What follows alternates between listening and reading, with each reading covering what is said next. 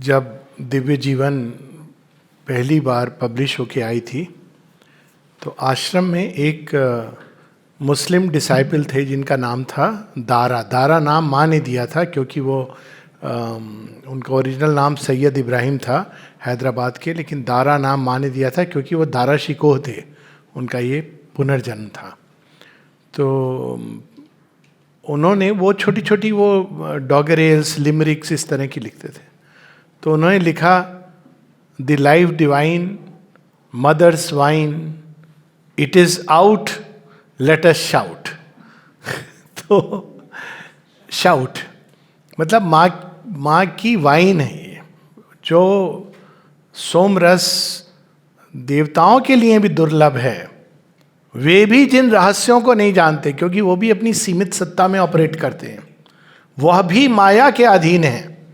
उन परमोच्च देवों की नहीं बात हो रही है, किंतु अधिकांश, क्योंकि वो भी माया के अधीन है, तो परमोच्च सत्य को वो नहीं जानते। वह परमोच्च सत्य और उसका सोमरस श्री अरविंद शब्द रूपी बीकर्स में, वेसल्स में, पात्र में लाके हम लोगों के सामने परोस रहे हैं। तो हम लोगों का काम क्या है? केवल इसको ग्रहण करना है आत्मा से, हृदय से। बाकी काम लाइफ डिवाइन करेगी, वो जो वाइन है वो करेगी। कई बार लोग कहते हैं दिव्य जीवन द लाइफ डिवाइन और सावित्री में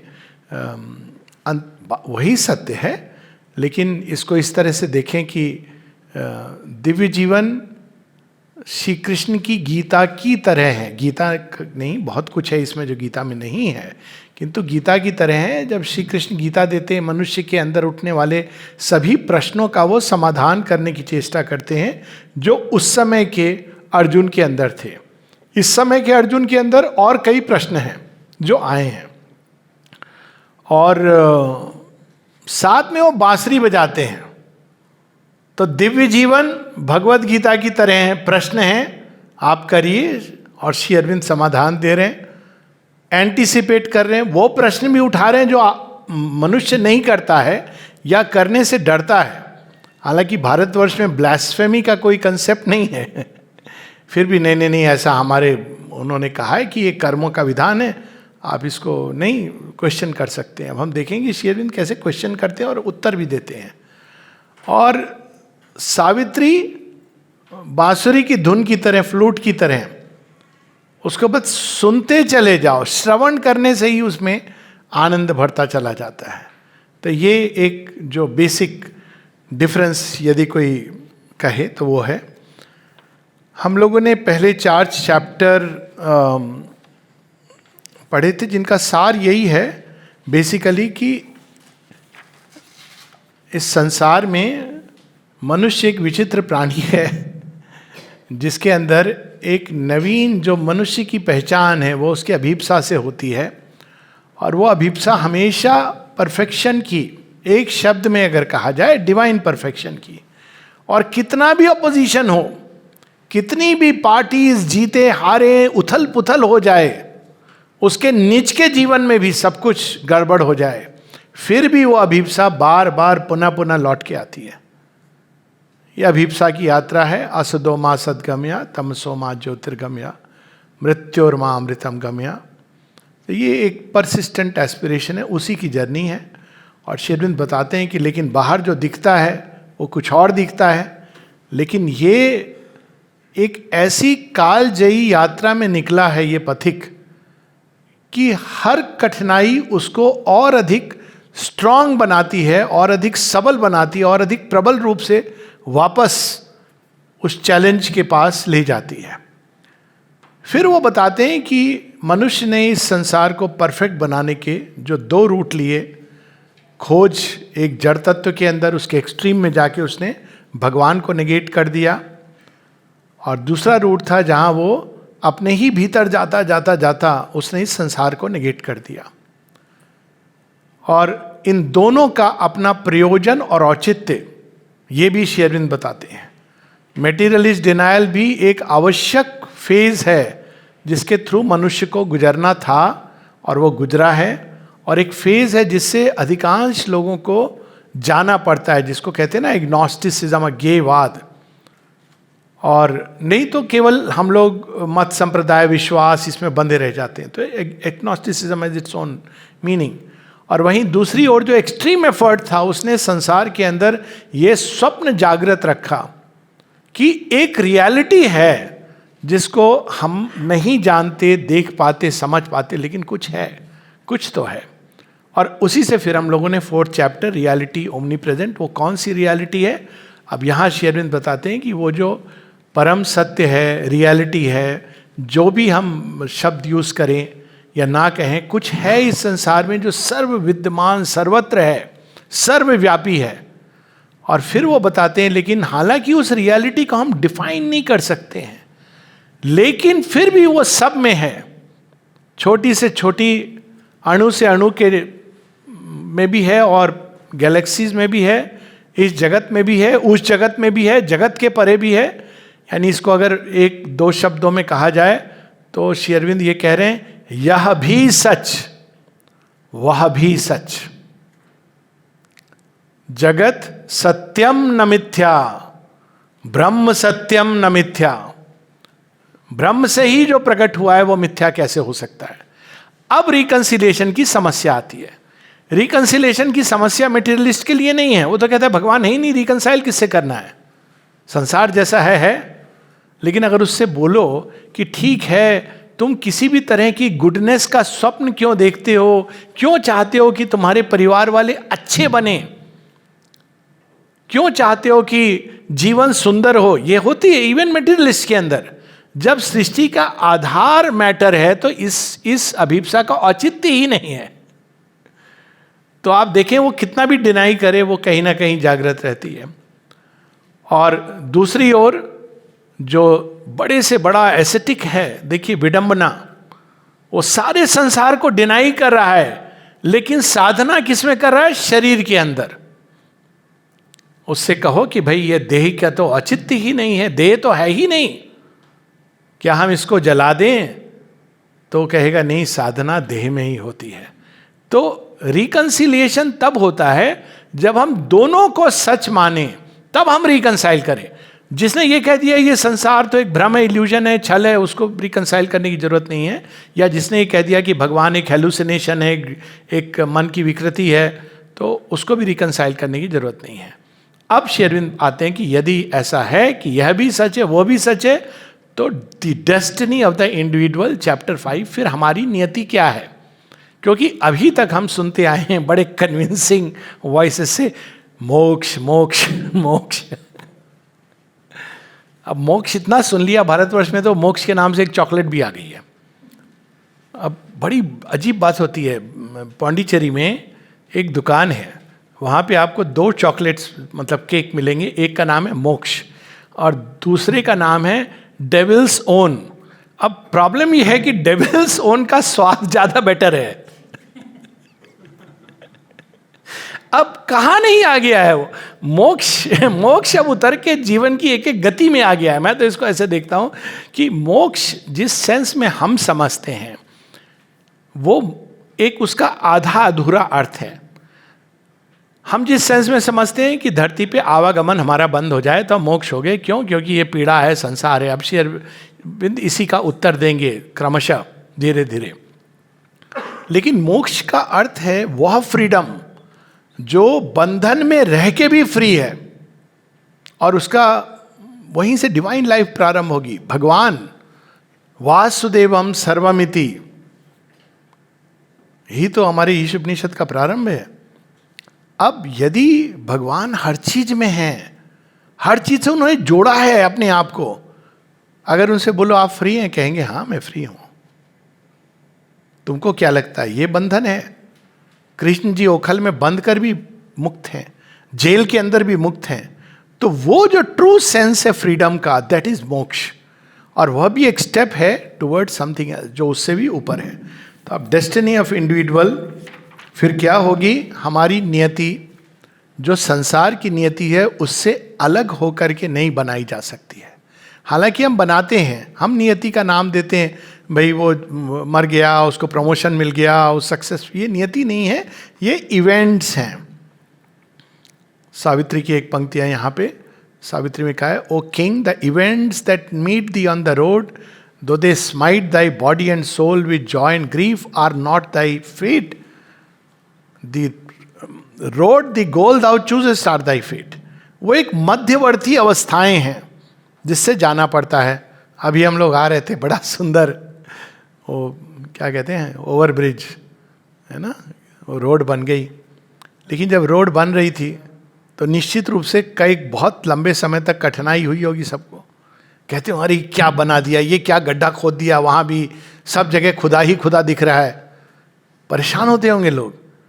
लेकिन the ends justify the means. Pain, अज्ञान, ईविल मध्यवर्ती अवस्थाएं हैं. ना प्रारंभ है सृष्टि का, ना अंत है सृष्टि का.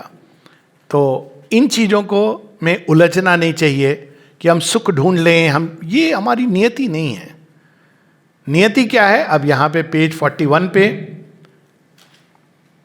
In other words, if Brahman has entered into form and represented it's being in material substance, it can only be to enjoy self-manifestation in the figures of relative and phenomenal consciousness. वो कठोपनिषद की पंक्तियां हैं. अग्निर्यथैको भुवनम प्रविष्टो रूपम रूपम प्रतिरूपो बहिश्च. जैसे अग्नि एक एक पात्र में एंटर करती है और पात्र के अनुरूप मोल्ड कर लेती है अपने आप को. इतने सारे लैम्प्स हैं अलग अलग, मूल तत्व एक ही है. बट क्यों? To enjoy the infinity, the multiplicity.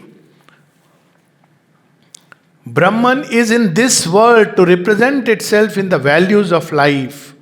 Life exists in Brahman in order to discover Brahman in itself. तो जीवन की एक एक गति में हमको भगवान को डिस्कवर करना है. वो बैठ के ध्यान लगा के बहुत हो गया, वो ठीक है, वो एक स्टेज है, आवश्यक है अपनी जगह. लेकिन संसार की एक एक क्रिया में भगवान को रियलाइज करना, उतारना. To fulfil God in man is man's manhood. और यहां पर श्री अरविंद यही स्मरण करा रहे हैं, therefore man's importance in the world is that he gives to it that development of consciousness in which its transfiguration by perfect self discovery becomes possible. To fulfil God in life is man's manhood. हम लोग यहाँ क्या है, क्यों है? भगवान के संकल्प को, भगवान को अपनी मनुष्यता के द्वारा फुलफिल करने के लिए. और यही हमारा ग्रेट आर्यन सिविलाइजेशन इस पर बिल्ड था. इसके पहले जब बुद्धिज्म और मायावाद ने आके इसको एकदम लगभग डिस्ट्रॉय ही कर दिया. To fulfil God in life. क्या कहते हैं श्री कृष्ण अर्जुन को संन्यास जब लेना चाहते हैं, यहां पर तू मेरे संकल्प को सिद्ध कर. इस युद्ध क्षेत्र में, अगर युद्ध क्षेत्र जैसी अवस्था में भगवान को फुलफिल किया जा सकता है, तो जीवन की कौन सी गति है जिसमें फुलफिल नहीं किया जा सकता? ये तो घोर कर्म है. यही अर्जुन कहते हैं, आप मुझे घोर कर्म की ओर प्रवृत्त क्यों कर रहे हैं? क्योंकि इसी के द्वार से गुजर करके एक दिव्य जीवन की संभावना जागेगी.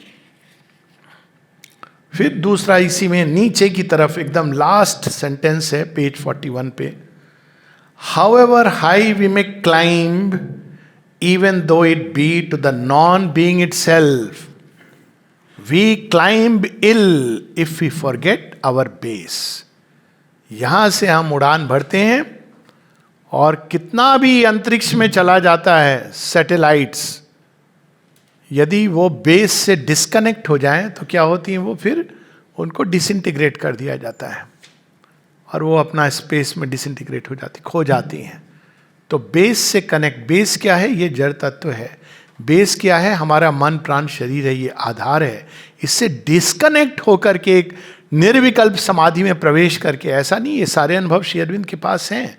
और उनसे किसी ने पूछा कि इस योग का रियलाइजेशन ग्रेटर है या निर्विकल्प समाधि का? श्री अरविंद कहते हैं the realisation of this yoga is greater. और फिर कहती है यदि माँ चाहे तो इन दोनों को तुम्हें दे सकती है and something more than this. और यही वो कहानी है जब अमृता को कहती हैं I can give you Brahman realisation like this but we are not here for that. तो ये एक समय आ गया भारत की मानसिकता बदलने की, बहुत आवश्यक है. अभी भी हम लोग उसी पुरानी मानसिकता के दास हैं। जो भगवान को इस जीवन में उतारना, प्रकट करना, ये हमारा चैलेंज है। Not to abandon the lower to itself but to transfigure it in the light of the higher to which we have attained is true divinity of nature. अब इसका तो एक किसी ने मुझसे एक बार कहा एक आश्रम में कि भाई हम तो सब छोड़ छाड़ के आ गए। मैंने कहा क्या छोड़ा? आपने कहा अब ऐसी बात कोई बात कहता है तो बड़ा मज़ा भी आता। I feel very amused. क्या छोड़ा आपने? आपका था क्या जो छोड़ा? लेकिन थोड़ा ये कहने से ज़्यादा कठोर लगता। तो मैंने कहा क्या छोड़ा आपने? कहते हम शादी हुई थी, हमारे 6 बच्चे थे, बेटियां थी, फिर हम तो छोड़ के आश्रम आ गए। श्री अरविंद आश्रम की बात नहीं कर रहा हूँ, मोक्षवादी एक आश्रम था। मैंने कहा बहुत अच्छा है, आश्रम आप आ गए और साधना आपकी वाइफ कर रही है। ये देखिए, ये जो टेंडेंसी है ना, ये कहाँ ले जाती है हम लोगों को। तो जो हायर है वो लोअर को डिस्कार्ड नहीं करता है। श्री कृष्ण जो योगेश्वर हैं, जिनको हम केवल योगी राज नहीं कहते हैं, योगेश्वर श्री कृष्ण, और वो श्री कृष्ण ना अर्जुन का त्याग करते हैं, ना उस संसार की समस्या का त्याग करते हैं, ना कुरुक्षेत्र का त्याग करते हैं, वहां खड़े होकर के। दिस इज, इसीलिए हम देखते हैं ना कि श्री अरविंद दिव्य जीवन ये डायरेक्टली श्री कृष्ण के बाद जो फर्दर है श्री अरविंद इसको प्रस्तुत करें। अगर हम श्री अरविंद की वाणी को पढ़ लें तो स्पष्ट हो जाएगा, it is Shri Krishna coming back संभवामी युगे युगे। क्योंकि वही इस प्रकार की चीज आज तक किसी ने इतने जोर दे करके कही है, तो वो श्री कृष्ण ने कही है। फिर इसी पेज पर 42 पे नीचे की तरफ, just as we need not give up the bodily life to attain to the mental and spiritual. आपको अगर लोगों को इसलिए माता जी से किसी ने पूछा कि इस योग में रिनंसिएशन कहते हैं, इस योग में रिनंसिएशन की आवश्यकता नहीं है, क्योंकि रिनाउंस कौन करता है? जो इसको बहुत महत्वपूर्ण समझता है। आप इसको सच में इतना महत्वपूर्ण तो आप रिनाउंस करोगे, वरना आप उसके बीच में रह करके। तो यहां पर वही बता रहे हैं, just as we need not give up the bodily life to attain to the mental and spiritual, so we can arrive at a point of view where the preservation of the individual activities is no longer inconsistent with our comprehension of the cosmic consciousness or our attainment to the transcendent and supracosmic। इस संसार में रहते हुए हमारी individuality को भगवान का यंत्र बनाना, इंडिविजुअलिटी को भगवान के प्रकटन का एक माध्यम बनाना, यही मनुष्य की परिपूर्णता है।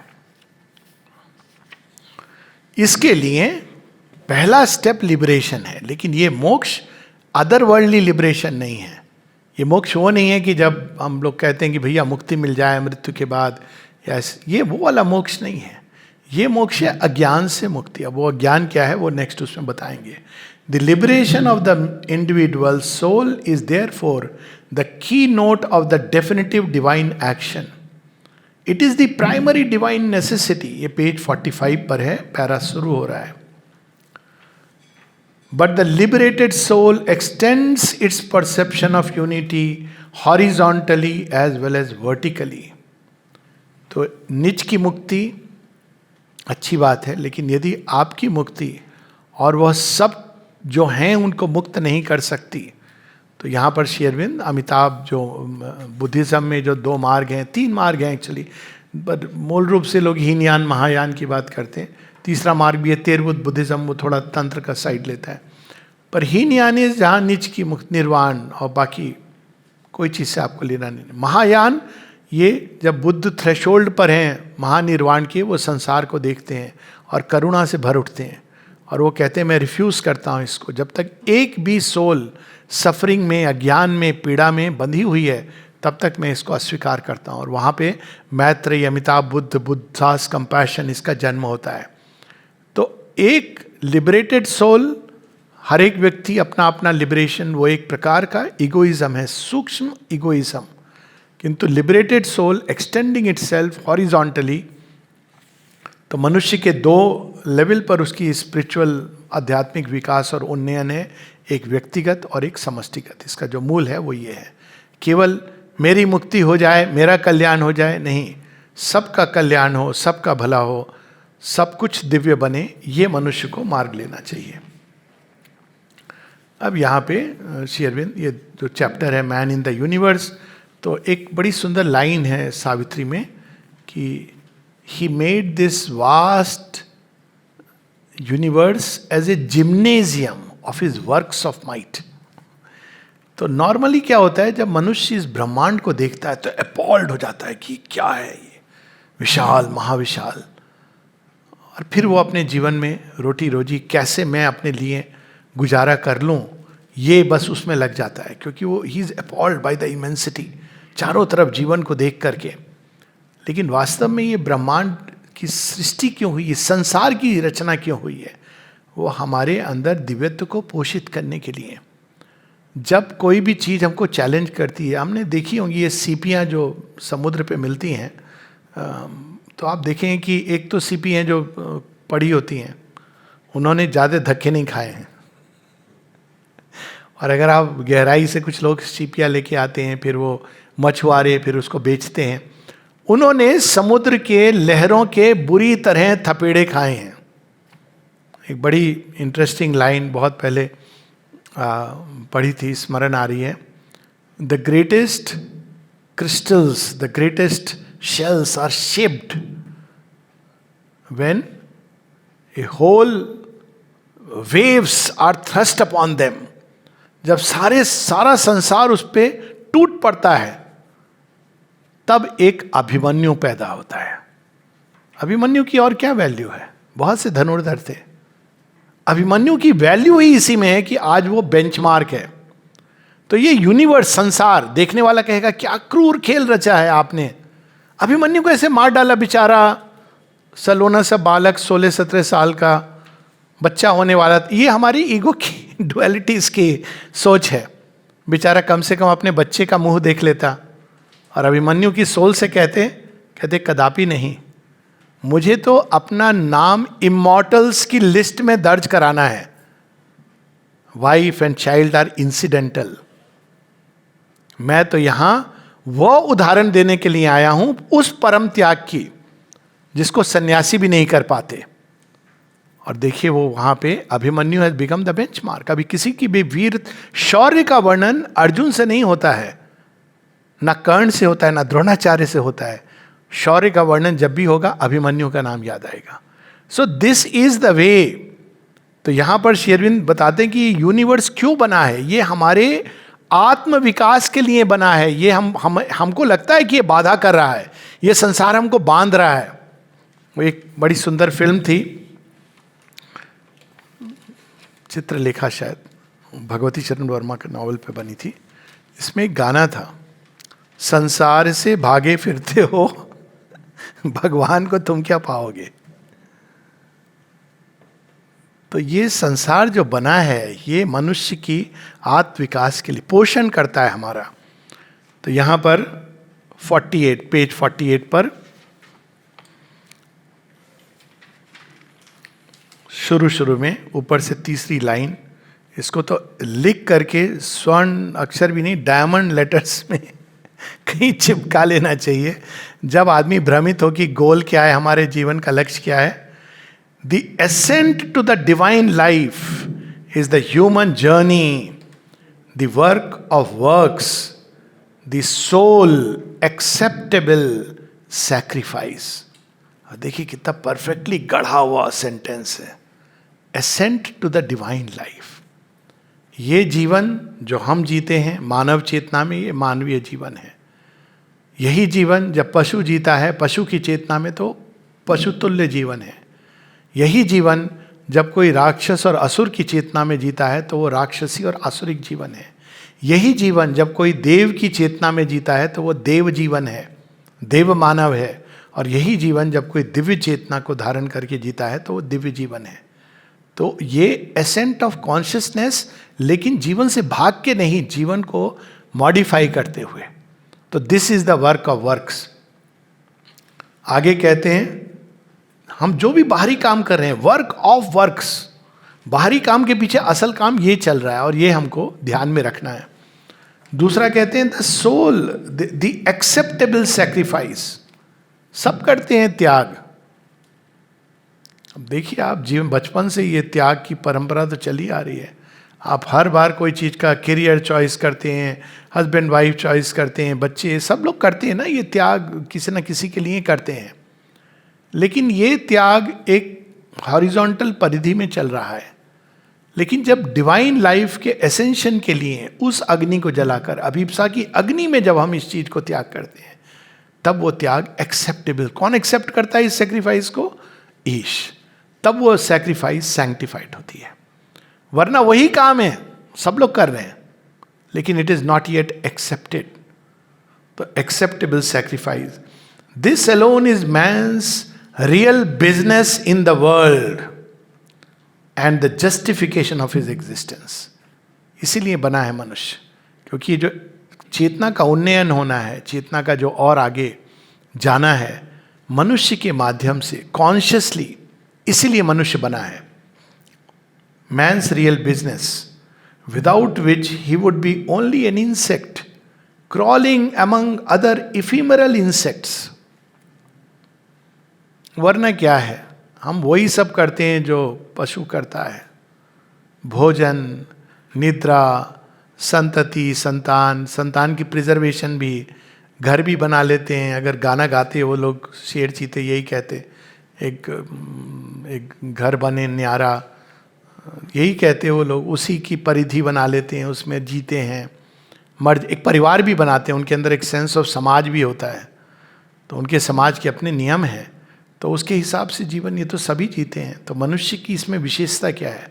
मनुष्य की विशेषता यह है कि वो कॉन्शियस मीन्स से, कॉन्शियस इवोल्यूशन, ये केवल मनुष्य को दिया गया है, जिसके बिना वो केवल एक और इंसेक्ट है, कीड़े के समान है। On a speck of surface mud and water which has managed to form itself amidst the appalling immensities of the physical universe। वरना अगर इस पूरे ब्रह्मांड को देखें तो ये अर्थ बड़ी छोटी सी एक मड पूल है, जिसके अंदर मनुष्य प्रकट हो गया है। The universe and the individual are necessary to each other in their ascent। Page 50, ये सेकेंड पैरा का पहला वाक्य है। The universe and the individual are necessary to each other in their ascent। अब देखिए, जब मनुष्य, जब नहीं आए थे पशु पक्षी, तो ब्रह्मांड के अंदर जीवन की संभावना थी, लेकिन प्रकट नहीं हुआ था। वो अपने आप में एक जगत है, प्राण में जगत। उसी प्रकार से जब मनुष्य नहीं आया था, तो ब्रह्मांड के अंदर एक संभावना छिपी थी, मन की, विचार की, वो प्रकट नहीं हुई थी। तो दोनों एक दूसरे के पूरक हैं। मनुष्य को ब्रह्मांड में जो वो असंख्य संभावनाएं छुपी हैं, उनको प्रकट करना है। तभी मनुष्य के अंदर he is the inventor, the creator, he is a part creator. Shri Aurobindo कहते हैं ये मनुष्य को स्पेशल चीज दी गई है। मनुष्य तक वो अपने आप चीजें प्रकट करती है, लेकिन मनुष्य can become a part creator. तो ये उसकी अद्भुत संभावना है। तो ब्रह्मांड को भी मनुष्य की इतनी ही आवश्यकता है जितनी मनुष्य को ब्रह्मांड की। ब्रह्मांड उसको मटेरियल ऑफर करता है, संसार, let's put it simplified term, संसार वो मटेरियल देता है जिसको वो अपने अंदर लेके एक ऊपर उठने के लिए सैक्रिफाइस करके वो ऊपर उठ सकता है। और उसी तरह से उसका रिवर्स भी ट्रू है कि जब मनुष्य ऊपर उठता है तो संसार के अंदर कोई छिपी हुई संभावना प्रकट होती है। पेज 51। अब यहां बता रहे हैं कि मनुष्य तक जो पशु हैं वो तो अपने आप प्रकृति ने उनको निकाल दिया है, इस संसार के अंदर से एक मैजिक बॉक्स से निकाल दिया है। अब मनुष्य को तो इस मैजिक बॉक्स से खुद से ही निकालना है, अपने ही अंदर कोई चीज प्रकट करनी है। तो यहाँ एक अद्भुत ढंग से अब हम लोग कहते हैं मनुष्य को संतोषी होना चाहिए, संतोषी होना चाहिए। अब लेकिन देखिए, श्री अरविंद बहुत जगह पर देखेंगे कि जिसको कहा जाए परम आशावादी, वो एक नेगेटिव चीज को भी कितना सुंदर पॉजिटिव बना देते हैं, देखने की दृष्टि। अब क्या बता रहे हैं हमको? मनुष्य की एक समस्या है कि हम असंतुष्ट रहते हैं। तो किसी से पूछा जाए असंतोष अच्छा है कि बुरा है, अगेन स्टॉक ओपिनियन, किताबों में पढ़ा है, असंतोष बहुत बुरा है। अनफॉर्चुनेटली असंतोष के मार्ग से ही सारी प्रगति होती है। जो संतुष्ट होता है वो तो फिर कुछ भी नहीं उसके अंदर प्रवृत्ति होगी, चेष्टा होगी। ऑफकोर्स एक संतोष का हायर वर्ड है, टर्म है, उसकी बात नहीं हो रही है। तो यहां पर देखिए श्री अरविंद कितने सुंदर ढंग से पेज 51 वह पैराग्राफ जो शुरू होता है the universe comes to the individual as life, उसमें नीचे की तरफ the animal is satisfied with a modicum of necessity, the gods are content with their splendours. तो कई बार लोग कहते हैं भगवान ने इतना कठिन जीवन क्यों बनाया, देखो कितना अच्छा देवताओं का जीवन, सुना है अमेरिका में वो जीवन है, तो चले जाते थे अमेरिका। भगवान ने कहा अब अमेरिका को भी प्रोग्रेस करनी है, तो 9/11 करवा दिया। अब इनसिक्योरिटी का भाव आ गया, डॉलर क्रैश होने लगा। मतलब भगवान अब अमेरिका को सीरियसली ले रहा है कि भाई तुम्हें भी प्रगति करनी है। नहीं तो भारत में कहा जाता था जन्म लेना ये योग भूमि है, इसलिए यहाँ कोई भी चीज़ प्रेडिक्टिव वे में नहीं होती, क्रिएटिव केओस है भारतवर्ष के अंदर। और बाकी सब जगह भोग योनि, एक जन्म हमको बस एंजॉय करना है, पूर्व जन्म के जो भी पाप पुण्य थे, तो आदमी जन्म ले लेता था यूरोप में, अमेरिका में। जब आपको प्रगति करनी होती तो भारत भूमि भारत में सारा मटेरियल है प्रगति का, स्पिरिचुअल कॉन्शियसनेस से लेके रोड्स तक आपको प्रगति करने को बाध्य करती हैं। चाहे वो ट्रैफिक हो, ये एक जो वर्ड है क्रिएटिव केओस जैसे कोई रंग उड़ा रहा है लेकिन पता नहीं अंत में उस रंग से कुछ बनेगा। अभी सब जगह नाना प्रकार के रंग उड़ रहे हैं। तो ये जो चीज है ये भारतवर्ष में मिलती है। द एनिमल इज सेट, लेकिन पशु को क्या है, वो अपना भोजन दे दो, सेटिस्फाइड है। The gods are content with the splendours, उनके अंदर ये चाह नहीं आती अभीप्सा कि हम कहाँ से आए हैं। माता जी बताती है ना, दुर्गा को उन्होंने कहा why don't you surrender to the supreme, कहती व्हाट, अब ये गॉड्स जो होते हैं ना वो तो स्वयं ही supreme, what is beyond them, they are absolute in their own might. तो माँ कहती करके देखो तुम्हें कितना आनंद आएगा। देन शी सेज कि Durga surrendered and she realised what a delight there is. लेकिन मनुष्य को तो इतना मारा मारा भागा भागा फिरता है कि वो हर जगह सरेंडर करने को तैयार है। Gods are content with their splendour, इसीलिए मनुष्य को ये ट्रिब्यूट है। मनुष्य जैसा एक दृष्टि से देखें तो उसके जैसा ब्रिटिल और कमजोर कोई नहीं, दूसरी दृष्टि से देखें तो मनुष्य जैसा स्ट्रांग कोई नहीं।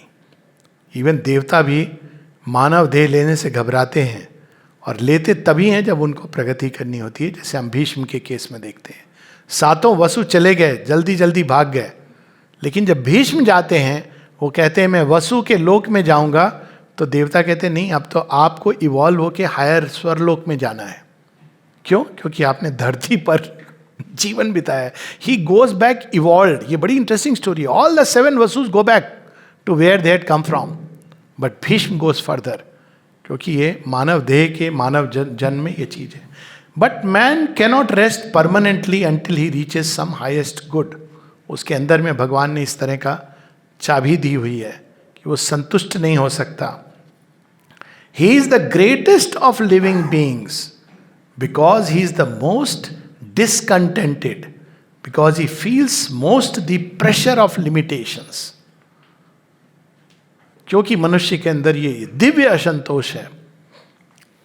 ही alone perhaps is capable of being seized by the divine frenzy for a remote ideal. क्योंकि सब तरफ से वो महसूस करता है, सब कुछ ट्राई करता है, आजमाता है, अंत में वो कहता है नहीं, उच्चतम ही, हाईएस्ट। तो ये मनुष्य को का सौभाग्य है, दुर्भाग्य नहीं है। अब ये जो चैप्टर है द ईगो एंड द ड्युअलिटीज, कि भाई लेकिन जीवन तो हम ऐसे अनुभव नहीं करते हैं। हम तो जीवन को सुख दुख, अच्छा बुरा, गुड इविल, इसी को अनुभव करते हैं। तो ऐसा क्यों है? तो वास्तव में ये बड़ा इंटरेस्टिंग है कि अगर हम मनुष्य के आने के पहले देखें, जड़ तत्व के अंदर टॉर्नेडो आते हैं, सुनामीज आती हैं, हरिकेन आते हैं, जड़ तत्व के अंदर प्लेजर, पेन, सुख दुख का भाव नहीं है।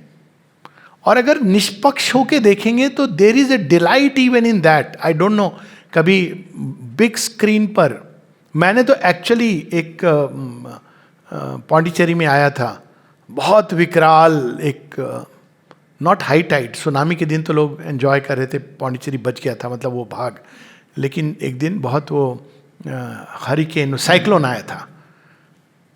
तो मैंने कहा मुझे देखना है साइक्लोन कैसा होता है। एकदम बाहर खड़े होके, लगता है काली माता अपने केश फैलाए हुए, it is such an amazing site. उसका अपना एक आनंद है, अगर आप अपने सर्वाइवल को थोड़ी देर के लिए भूल जाए, इम्पर्सनली देखें। इम्पर्सनली अगर हम प्रकृति की किसी गति को देखते हैं, ब्रह्मांडों का विलय होना, ब्रह्मांडों का जन्म लेना, तो इट इज ए डिलाइट। लेकिन जैसे ही हम सिकुड़ करके अरे मुझे क्या होने वाला है, अभी मैं मर जाऊंगा, तो समस्या शुरू हो जाती है। तो ये दृष्टि का, इम्पर्सनली प्रकृति के अंदर, जड़ तत्व के अंदर ना सुख दुख है, केवल आनंद है जो अलग अलग ढंग से अपने को प्रकट कर रहा है।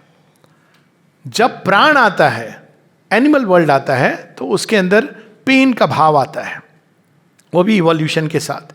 ये भाव क्यों आता है?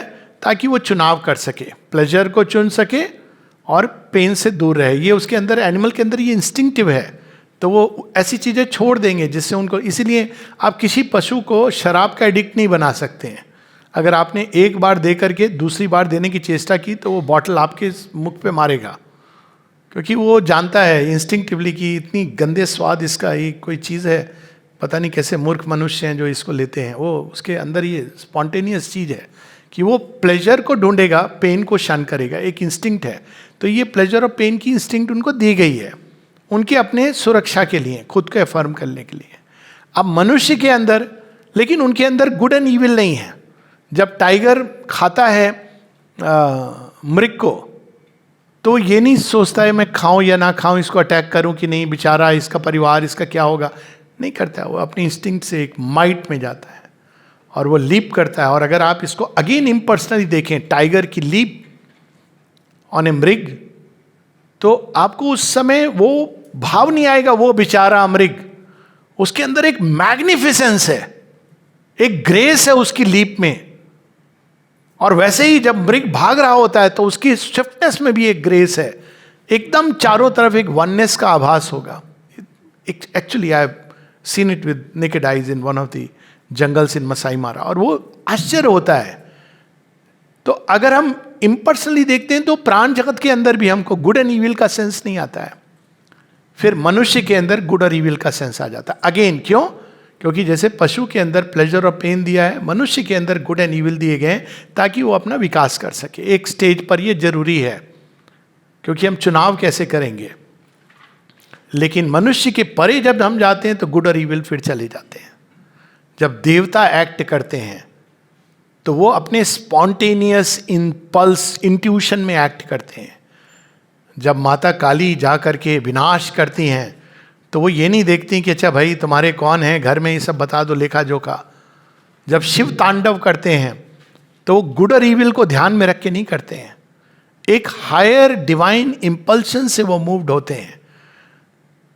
श्री अरविंद इसका वर्णन करते हैं, ये देवता जो साइनलेस ईथर में, सावित्री में इसका वर्णन है, बुक 1 कैंटो 4 में। और वहां बताते हैं they record not our virtue and our sin, they have no share in the good or in the evil, they cannot be bartered. आप उनको ये नहीं कह सकते हम बड़े अच्छे आदमी, ऑनेस्ट टैक्स पेयर हैं, हमको बख्श दीजिए। When they act in the divine might, वो प्यूजा जिसमें एक, और कभी कभी जब ये देवता मनुष्य में प्रकट होते हैं। अब देखिए बाजी प्रभु में, जब बाजी प्रभु काट रहे हैं सारी पठान की फौज, उसमें सारे अलग अलग लोग हैं, अफगान्स हैं, पठान हैं, मुगल हैं, तो वो ये नहीं, उस समय वो साक्षात माँ काली हैं। शेरविंद बताते हैं कि दुर्गा उनके ऊपर आ जाती है। उस समय वो गुड और ईविल नहीं, मैं कर रहा हूँ गलत कर रहा हूँ, अरे इसको तो नहीं, अरे तुझे छोड़ देता, ऐसा नहीं है। तो एक मनुष्य के ऊपर अगेन गुड एंड ईविल सब चला जाता है। तो यहाँ कहना ये चाह रहे हैं श्री अरविंद कि एक इंडिविजुअल विकास में ये एक मध्यवर्ती अवस्था है, ना ये ओरिजिन में है, सृष्टि के ओरिजिन में, डिवाइन गुड और इविल को ध्यान में रख के नहीं एक्ट करते हैं. हम लोगों ने एक एथिकल गॉड कंस्ट्रक्ट किया है, ये हमारी समस्या है, हमारी सीमा है. लेकिन भगवान एक दूरगामी प्रयोजन देख करके एक्ट करते हैं. इसीलिए यहां पर page 56, the ego and the dualities. If all is in truth Sachchidananda, क्योंकि यही प्रारंभ इसी से हुआ है. सर्व खल विदम ब्रह्मन सच्चित आनंद. Death, suffering, evil, limitation can only be the creation. अब देखिए शेयरिन का perfection. Positive in practical effect, negative in essence of a distorting consciousness which has fallen from the total and unifying knowledge of itself into some error of division and partial experience. पहले वहां से प्रारंभ करते हैं. वो कहते हैं कि यदि सब सच्चिदानंद है तो फिर, लेकिन ये वर्ड देखिए, error, evil, pain, suffering, death, positive in eventual effect, अंत में इसके द्वार से ही गुजर करके, यही वो बाद में ईश उपनिषद को कोट करते हैं, अविद्या मृत्युम तीर्थवा विद्याम अमृतम अश्नुते. By passing through death and we can add and suffering and birth etcetera, हम ग्रो करते हैं towards the sense of our immortality. We go beyond death. और फिर वो कहते हैं इसका कारण माया नहीं है, एक डिस्टॉर्टिंग कॉन्शियसनेस है. और वो डिस्टॉर्टिंग कॉन्शियसनेस क्या है? वो है ईगो. और ये चीज़ देखिए, ईगो जैसे डेवलप हुई है अब, इसीलिए इसका तो एक बहुत बड़ा इसमें पूरा एक सेशन हो सकता है, तो अभी उस पर नहीं, कि ईगो जो आती है ये एक मनुष्य की एक बड़ी प्राइमल स्टेज है. जैसे हम लोग वो ट्राइब दिखाते हैं वो नहीं, पर आप अगर ये फिल्म देखी होगी टार्जन की स्टोरीज भी हैं. माँ बताती हैं कि एक अवस्था थी मनुष्य की जब वो गुड और इविल से भ्रमित नहीं था. वो एक्ट करता था विद ए स्पॉन्टेनियस नॉलेज, उसके अनुसार जो हृदय के अंदर एक प्रेरणा के रूप में चीज जागृत होती थी उसके अनुसार एक्ट करता था. और ये एक अवस्था थी मनुष्य की जिसमें वो प्रकृति के साथ भी पूरी तरह एक एकत्व था उसका, एक प्राण चिन्ह में था, जिसमें वो प्रकृति के साथ वो जानता था ये खा लेने से हम ठीक हो जाएंगे, ये खाने से रोग हो जाएगा. उसको एक स्पॉन्टेनियस नॉलेज थी. लेकिन उसके बाद जब से उसने सोचना शुरू किया, जैसे भारतवर्ष में हुआ ना, पानी पी रहे थे हम लोग कुएं का, और खुले कुएं का पानी पी रहे थे, वो भी खींच के बाल्टी में, और बड़े मस्त होके खेल खेल रहे थे सब. क्रिकेट जिंदा है, प्रमाण है इसका कि कुछ नहीं हुआ. लेकिन इतने में एक वेस्टर्न मैन आया, क्या कर रहे हो, क्या हुआ, ऐसे नहीं पानी पीते हैं. क्यों? इसके अंदर बैक्टीरिया है, आपको मालूम है? अच्छा, ये तो हमने सोचा नहीं था. अब पिएंगे तो बीमार हो जाएंगे. क्यों? क्योंकि अब हमारी चेतना, ये ईगो क्या करवाती है इसके अंदर, ये जो फॉल, यहाँ पर फॉल, एडम एंड ईव की स्टोरी का वर्णन करते हैं. The fruit of knowledge, Apple, वो एप्पल ओरिजिनल एप्पल था, इसीलिए वो आधे एप्पल का एप्पल भी बनने लगा. एप्पल बड़ा इंटरेस्टिंग है, ये पता नहीं कहाँ से एप्पल आया है. Apple a day keeps the doctor away. Apple से आदम हवा की कहानी शुरू होती है. एप्पल से न्यूटन को भी पता नहीं एप्पल ही क्यों गिरना था सिर पे, पता नहीं कहाँ पे बैठे थे कि एप्पल गिरा. और एप्पल का वो, ये एप्पल बड़ी इंटरेस्टिंग चीज है. तो फ्रूट ऑफ नॉलेज, मनुष्य कहता है ये हम कर रहे हैं, क्यों कर रहे हैं? जैसे ही ये प्रश्न उठा समस्याएं शुरू हो गई. अभी लेकिन ये प्रश्न जरूरी था कि वो पशु की तरह वो प्राण चिन्ह में होके नहीं रह सकता, उसको जानना है. जैसे ही उसने प्रश्न किया वो अपने पैराडाइज से नीचे आ गया, फॉल. अब उसको सारी वो भूमि जो स्पॉन्टेनियस इंस्टिंक्टिव नॉलेज थी उसको रिकवर करनी है सचेतन रूप से, कॉन्शियस होना है. तो ये पैसेज है उसका. तब वो अच्छा बुरा, इसका ज्ञान, ये वो सारा एक लॉन्ग कॉम्प्लेक्स प्रोसेस से गुजरेगा, लेकिन उसका जो अंत होगा वो बहुत ही सुंदर होगा. तो we had to go through this process. फिर नेक्स्ट चैप्टर जो है chapter 8, methods of Vedantic knowledge. इसमें ये बड़ा इंटरेस्टिंग है ये बात. ईगो पर और भी चर्चा होगी, लेकिन ईगो का क्रिएशन हुआ इंडिविजुअलिटी क्रिएट करने के लिए. इसको विस्तार से श्री अरविंद बाद में बताएंगे, क्योंकि भगवान 3 टर्म्स में स्वयं को मैनिफेस्ट करते हैं। और अगर हम अपने ही ग्रंथों में जाएं तो सृष्टि क्यों बनी, तो इसके अलग अलग लोगों ने अलग अलग धर्मों में इसकी अलग अलग चर्चा है, भारतवर्ष में भी इसके अलग अलग तरह से इसको बताया गया। लेकिन एक जो बड़ी सुंदर चीज है, एको हम बहुश्याम, वह जो एक है वो अनेक बनना चाहता है। अब अनेक, देखिए बड़ा इंटरेस्टिंग वर्ड है, वह जो एक नहीं है लेकिन फिर भी उसके अंदर एक है। ये शब्द की व्याख्या मैं अपनी एक उससे कर रहा हूं, संस्कृत से नहीं। एक नहीं है लेकिन साथ ही उसमें देखिए एक जुड़ा है, एक से ही निकला है। तो वो जो अनेकत्व है, इसका भाव मनुष्य में बहुत एक्यूटली आता है। मैं अलग हूं, अनेकत्व से पृथकत्व का भाव पहले लाना है। और माँ इसको ऐसे बताती कि इंडिविजुअलिटी क्यों क्रिएट की गई। तो अब देखिए, भगवान को, प्रकृति को कहा गया कि भाई, माँ ने ये कहानी नहीं कही है, कहानी मैं जोड़ रहा हूँ कि भगवान को आइसक्रीम खानी है। तो अब वो प्रकृति के पास दो ऑप्शन थे। एक था कि सारे फ्लेवर मिला के गतावा करके जमा दें और भगवान कहेंगे खाएंगे, मज़ा तो आएगा, या अलग अलग फ्लेवर, पिस्ता, वेनिला, चॉकलेट, बटर स्कॉच, अलग अलग फ्लेवर्स। ये जो इंडिविजुअलिटी है ये एक सांचे की तरह है जिसमें मूल तत्व, एसेंस तो आइसक्रीम का वही है, इसमें जो फ्लेवर अलग अलग है। इंडिविजुअलिटी के कारण अनेकत्व भगवान का प्रकट होता है, वरना सब सेम फ्लेवर, सब एक जैसे। इसीलिए unity through uniformity is not the plan. जो भी ऐसा प्रयास करेगा वो, चाहे वो ग्रुप हो, इंडिविजुअल हो, वो नष्ट होगा। Seed of destruction is inside it. Unity in diversity is the plan. और उसमें कोई भी दो चीजें एक जैसी नहीं होगी। अगर हम इतना भी समझ लें, जीवन सुंदर बन जाए, अति सुंदर। हम क्या करते हैं, पहले माता पिता करते हैं, मेरा बच्चा मेरे जैसा बने। Big problem, not for both, for parents and the children both. फिर बच्चा बड़ा होता है, मेरी वाइफ या मेरे हस्बैंड मेरे जैसे हों।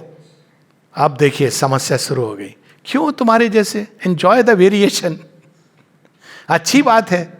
कॉम्प्लीमेंटैरिटी भी कोई चीज होती है, एक जैसे क्यों हो? अच्छा, फिर जब थोड़े 50 वर्ष हो जाते समझ जाते, नहीं मैं खुद को ही चेंज करूं, नहीं कर सकता, मैं नहीं बना, ये तो प्रयास ही व्यर्थ था, रॉन्ग डायरेक्शन, जीपीएस उनको रीओरिएंट करता है, गलत दिशा में ट्राई कर रहे थे। Then you begin to celebrate the difference, that is life.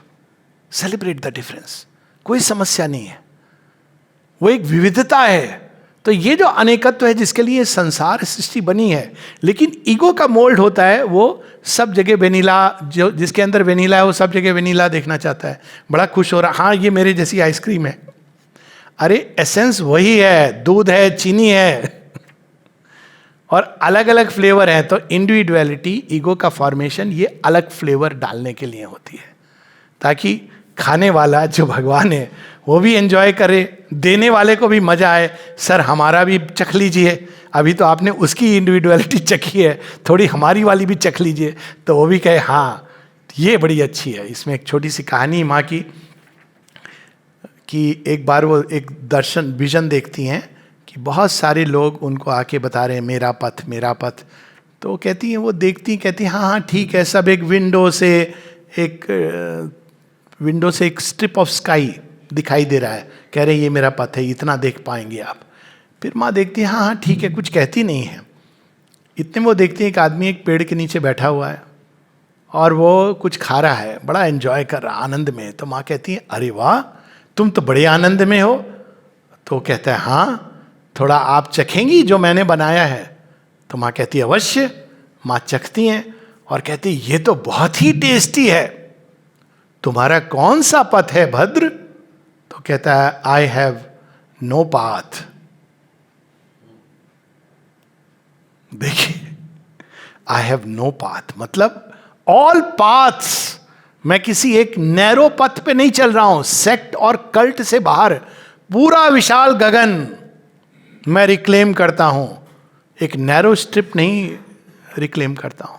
यही अंतर है एक चिड़िया में और एक हवाई जहाज में। हवाई जहाज इतना ऊपर चला जाएगा, उसका एक फिक्स्ड पथ है, इट कैनॉट डेविएट। चिड़िया वो उड़ेगी तो आप उसको ये नहीं कह सकते ये वाले कॉरिडोर में जाना, क्रैश हो जाएगा। वो कहेगी मुझे मालूम है कहाँ क्या करना है। तो that is why individualities are created, उस अनेकत्व को, एको हम बहुश्याम को प्रकट करने के लिए। अब श्री अरविंद चैप्टर 8 में आते हैं, the methods of Vedantic knowledge. तो अब हम लोग के पास क्या है, तर्क शक्ति और इंद्रिया। इनफैक्ट अगर हम ध्यान से देखें हमारे एपरेटस को, इनर एपरेटस को, तो एक इंद्रिय है, 12 इंद्रियां हैं, वैसे 5 इंद्रियां समझ लो, ओके लेट अस लिमिटेड। छठी इंद्रिय मन को कहा गया, तो सेंस माइंड जिसको चित्त कहते हैं, तो ये हो गया इंद्रिय। और एक चित्त है जो चित्त इन सब इंद्रियों के इंप्रेशंस को अपने अंदर धारण करता है। चित्त वो चित्त तपस वाला चित्त नहीं, चित्त जो सब इंप्रेशंस को, चित्रगुप्त है वो लिटरली जो देखा सुना इंद्रियों का सब कुछ उसके पास पड़ा हुआ है स्टोर में। फिर मनस, सेंस माइंड क्या करता है, इसमें से कुछ चीजें निकाल करके उन अनुभवों को अपने पास पकड़ता है। फिर आती है बुद्धि। बुद्धि क्या करती है, इस एक्सपीरियंस का अर्थ ढूंढती है और दिशा। तो उसमें लोअर बुद्धि होती है, एक हायर बुद्धि होती है। लोअर बुद्धि प्रैक्टिकल रीजन जिसको कहते हैं, सब इसमें इस चैप्टर में है, तो उसी की बात हो रही है। लोअर बुद्धि प्रैक्टिकल सेंस वो देखती है। अब जैसे इसको अगर हम लोग रियल लाइफ उदाहरण में ले लें कि एक व्यक्ति ने देखा कि फला फला व्यक्ति से उसको धोखा हुआ, तो अब मन ने इसको रजिस्टर किया। अब उसको बहुत बार अच्छा भी हुआ होगा कई लोगों से। अब देखिए ट्रेन में जाते हैं, कितनी बार कुछ चोरी नहीं हुआ, एक बार चोरी हो जाती तो रजिस्टर कर जाती है। अब भूल से अगर उस दिन आप हैं या आपका कोई प्रियजन है, तो अब सेंस माइंड ने उसको पकड़ लिया।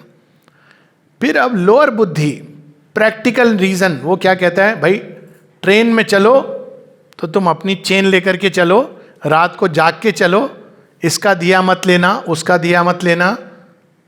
अब ये प्रैक्टिकल बुद्धि। लेकिन हायर बुद्धि जो होती है वो ऊपर की ओर मुड़ती है और वो इन चीज़ों का एक लार्जर सेंस ढूंढती है। हायर बुद्धि क्या कहती है कि मेरे साथ ये जो चोरी हुई, ये उस व्यक्ति का दोष है या मेरे अंदर कोई चीज़ अनकॉन्शियस थी। देखिए बड़ी इंटरेस्टिंग चीज़ है, जब किसी से धोखा मिलता है तो व्यक्ति एक रूट लेता है, लोग हैं ऐसे, इसके लिए कोई बहुत विशेष बुद्धि की जरूरत नहीं है, लोग होते ही धोखेबाज हैं।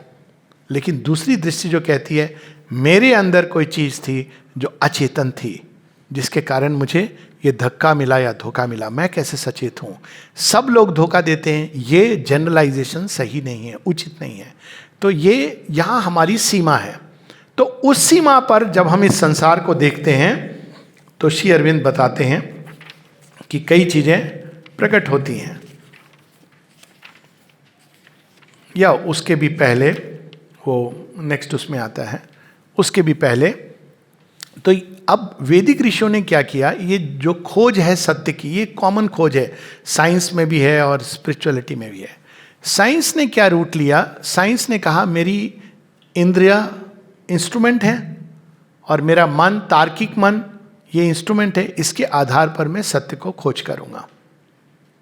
इसमें क्या एजम्पशन है, एजम्पशन 3 है। एक, जो जड़ तत्व है वो सोल रियलिटी है।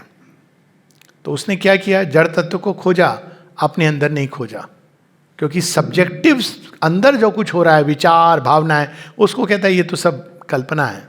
एक कोल्ड मटेरियल साइंटिस्ट ऐसा ही कहेगा। उसके सामने अगर आप भूल से जाकर के बोलोगे मेरे हृदय में प्रेम पनप रहा है, वो कहेगा प्रूफ करो, तुम्हारा ब्लड टेस्ट कराओ, सेरोटोनिन अगर हाई है तो मैं मानूंगा। तो क्योंकि वो एक कोल्ड मटेरियल इंटेलेक्ट है, वो अंदर की चीज़ों को, क्योंकि वो प्रमाण नहीं मानता है, क्योंकि वो साक्ष्य नहीं है, इंद्रियों का साक्ष्य नहीं है उसमें। तो वो दूसरा एजम्पशन क्या है, इंद्रियों के द्वारा हम चीज़ों को जान सकते हैं, अनुभव कर सकते हैं, लेकिन इंद्रिय भी सीमित हैं, ये भी हम सब जानते हैं, विज्ञान स्वयं बताता है, लेकिन वो इंद्रियों को साक्ष्य मानता है। तीसरा, तर्क के द्वारा इंद्रियों के डेटा को एनालाइज करके हम सत्य पर पहुंच सकते हैं। ये 3 इसकी फैलेसीज हैं, एजम्पशन है। वैदिक ऋषियों ने क्या कहा, हो सकता है हमारे इंस्ट्रूमेंट ही सही नहीं है, तो हम प्रयास ये करें कि हमारे क्या अंदर और संभावनाएं हैं इंस्ट्रूमेंट को परफेक्ट करने की। तो जब वो अपने अंदर अपने सब्जेक्टिव बीइंग में उन्होंने प्रवेश किया, तब उन्होंने देखा कि ये तो टीमिंग विथ पॉसिबिलिटीज है। एक ही चीज है, इसका एक उत्तर हम इस तरह देते हैं, दूसरी तरह दे सकते हैं। कोई जरूरी नहीं कि कोई हमारा अहित करे तो हम उसके प्रति क्रोधित हों। हो सकता है कि हम उसको भी प्रेम कर पाए, ये भी संभावना है। ये तो पूरा योग इस पर आधारित है। सब्जेक्टिव बीइंग कैसे बिल्कुल अलग रिस्पॉन्स दे सकता है। जब कष्ट हो रहा है तो एक रिस्पॉन्स है, भाग रहा है, भगवान तो नहीं, ये मेरे साथ क्या किया, क्यों मुझे तो इतना कष्ट दे रहा है। और दूसरा रिस्पॉन्स, योगी यही तो उन्होंने देखा अंदर मैनिपुलेट करके, तेरी तलवार के नीचे में नच्चियां करके थैया थैया, तलवार भी तू है, तेरी है, और तू मुझे जितना काटेगा मेरे खून के कतरे कतरे से यही आवाज आएगी। तो ये जो सब्जेक्टिव बीइंग पे अंदर जाके उन्होंने नई नई संभावनाओं को ढूंढा, नई इंद्रियों को उन्होंने विकसित किया या विकसित हुई, जिनके द्वारा वो संसार से, विश्व से, अन्य जगत के उससे संपर्क में आते थे।